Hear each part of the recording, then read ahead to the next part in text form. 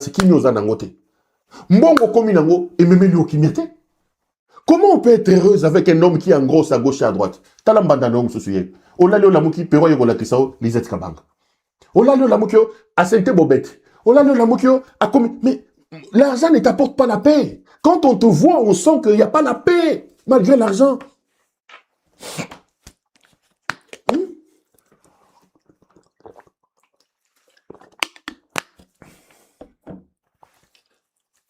Comment on peut sacrifier tout un pays, des millions de personnes, parce que soi-même on doit gagner? Donc, Nyake Runa Didier Boudimou, selon le Congo qu'on aime, bah Yibi, Nambo Kano, 25 millions.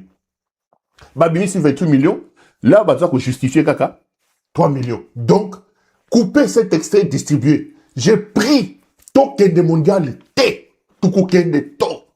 Zamba Songa vraiment, Mbonga Mboke za l'épargner. Soki te Nyake Runa Boudimou Bako Boma Biso. Bako boma mboka. Moyibi eleki. Zambe sunga biso. Topola na mois de mars wana tokene mondialité. Awa na Maroc ba yibi 25 millions na Maroc. Et bon aux États-Unis na Mexique. Bako yiba combien? Pendant ce temps, regardez ces images. Mon cœur saigne. Ce sont vos compatriotes abandonnés. Hein? Abandonné.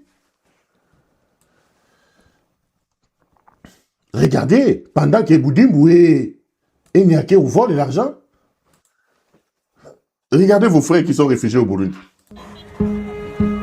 Ces camps de fortune installés au Burundi abritent des Congolais qui n'ont pas le droit de retourner chez eux. Ils sont pris en otage et vivent...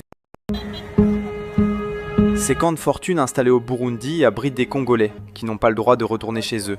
Ils sont pris en otage et vivent dans des conditions inhumaines, le gouvernement du Burundi ayant décidé de fermer unilatéralement ses frontières avec la RDC depuis la prise d'Ouvira par le M23 au mois de décembre 2025.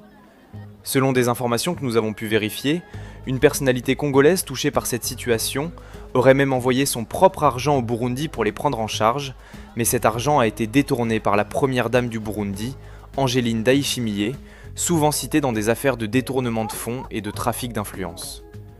Désespérés et ne sachant à quel saint se vouer, ces réfugiés, qui ne demandent qu'à retourner chez eux, tentent de trouver des moyens de fortune pour traverser la rivière et rejoindre leur terre natale. De l'autre côté, la FCM 23 a négocié et facilité le retour des Burundais bloqués à Uvira, mais cette mesure n'a pas eu de réciprocité de la part des dirigeants burundais. La radio Okapi vient d'ailleurs de sortir un article dans lequel l'Organisation citoyenne pour la paix et la cohabitation communautaire, à travers son président, a déclaré, je cite, « La situation est très choquante. Nous avons enregistré plus de 105 personnes décédées dans différents camps de réfugiés au Burundi, causées par l'insuffisance d'hébergement approprié, le manque de soins de santé, l'absence d'une assistance humanitaire structurée.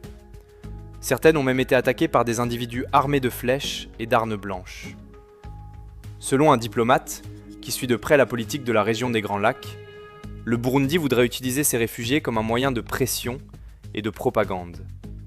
Il faut simplement ouvrir la frontière, ou alors laisser ces réfugiés rentrer chez eux, d'autant plus qu'il n'y a pas de guerre à Uvira.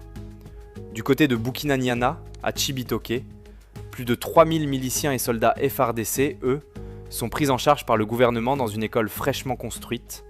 Ils sont nourris et logés par le gouvernement du Burundi, juste tout près de la frontière rwandaise.